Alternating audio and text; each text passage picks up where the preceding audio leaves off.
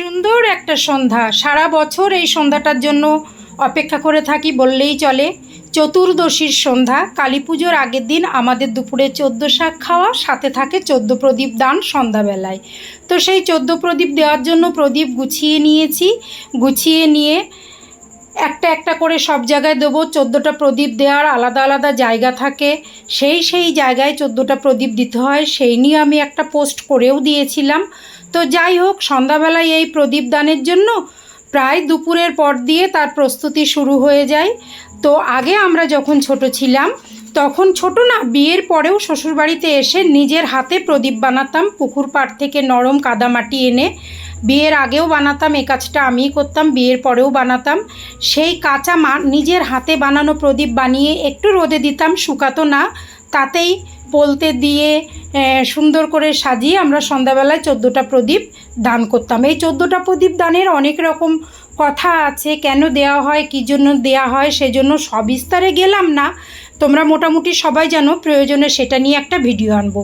তো এখন আর কাদামাটি পাই না অতটা, তার জন্য দেখো মাটিরই প্রদীপ কিন্তু বাজার থেকে কিনিয়ে এনে সেই প্রদীপে সুন্দর করে পোলতে দিয়ে একটুখানি ঘিয়ের প্রদীপ দিতে হয়। যেহেতু এটা দামোদর মাস, ঘিয়ের প্রদীপ দান করা খুব ভালো। তো ঘি গরম করে প্রতিটা প্রদীপে দিয়ে সুন্দর করে সাজিয়ে নিলাম। ভিডিওটা দেখতে দেখতে তোমরা বলবে এই 14 প্রদীপ কে কে দান করেছো, কাদের কাদের বাড়িতে দিয়েছো, কিভাবে দিয়েছো। আর একটা কথা কি জানো তো, এই এখন তো অনেক রকম লাইট, মোমবাতি, টুনি লাইট, এগুলো দিয়ে আমরা বাড়িঘর সাজাই। অবশ্যই সেগুলো দিয়ে সাজাবো, নিজের মনের খুশিতে সাজাবো। সেই সঙ্গে কিন্তু আমাদের নিজেদের ঐতিহ্য, শেকড়ের টান, মাটির টান, যেটা আমরা ছোটোবেলা দিয়ে দেখে এসেছি, মাটি দিয়ে তৈরি করা প্রদীপ, সেটা জ্বালাতে কিন্তু কখনো ভুল করো না।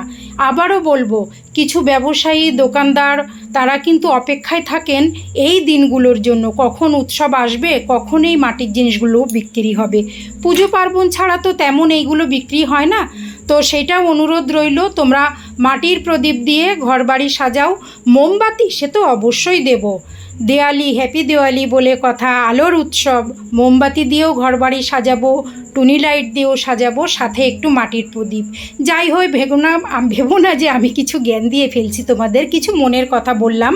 জানি তোমরা সকলেই সেটা করো, তাই এভাবে আমিও কিন্তু প্রদীপগুলো সন্ধ্যাবেলায় সাজিয়ে নিয়ে ধূপ প্রদীপ দিয়ে সমস্ত ঘরে যেখানে যেখানে দিতে হয়, বাড়ির চতুর্পাশে, তুলসীতলায়, বাড়ির সদর দরজার দুপাশে দুটো, এটা আমাদের নিচে উঠান, এটা আমার ঠাকুরঘর, ঠাকুরঘরে একটু দিয়ে এলাম ঠাকুরের জন্য।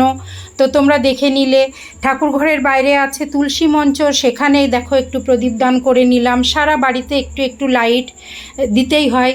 কথায় আছে আজকে এটা চতুর্দশীর নিশি, তো তুমি জানো এটা আমাদের তুলসীতলা। তো সেটা দেখো, এই যে এখান থেকে একটু প্রদীপ সব সুন্দর করে সাজিয়ে দেওয়া হয়েছে। প্রত্যেকে আমার বাড়িতে যারা থাকেন সবাই সুন্দর করে প্রদীপ দান করেছেন।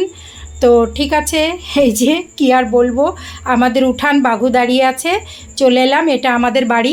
কালকে মোমবাতি দিয়ে সাজাবো। টাটা।